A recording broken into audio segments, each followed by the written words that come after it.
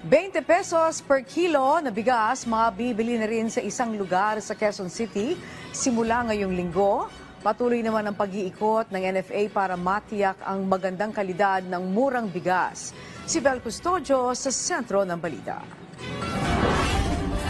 Hindi na lang sa Visayas Region, kundi maging sa Visayas Avenue sa Quezon City, nakatakda ng ipatupad ang 20 pesos sa kada kilo ng bigas ang National Food Authority. Suki si Aling Babes ang 29 pesos kada kilo na bigas sa kadiwa ng Pangulo sa Quezon City. Kaya paniguradong tatangkilikin niya ang 20 piso kada kilong bigas ng NFA.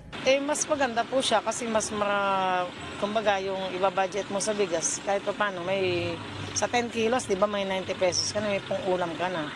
Kaya ang mura lang ng kilo ng galunggong dito ngayon, 50 pesos. Maganda naman aniya ang kalidad ng murang bigas sa kadiwa na kanyang nabibili. Kaya inaasahan niya maganda rin ang quality ng 20 pesos na bigas. Parang din siya, bagong ani. Matigas, pag yung nabahaw.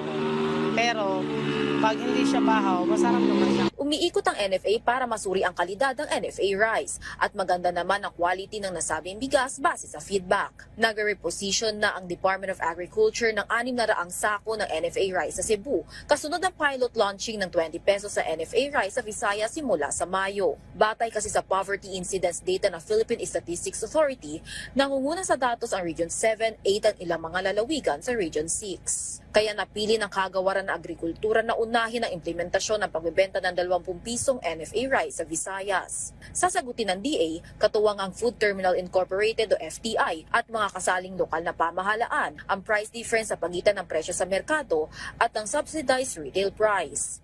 Nilalayo ng collaborative funding mechanism na gawing sustainable at scalable ang programa sa buong bansa kapag natapos na ang pilot testing. Samantala, nakipag-ugnayan na ang DA sa Commission on Elections para matiyak na hindi gagamitin para sa pangangampanya ang murang bigas at hindi dapat running for government post ang nakaharap sa pagbebenta ng bigas.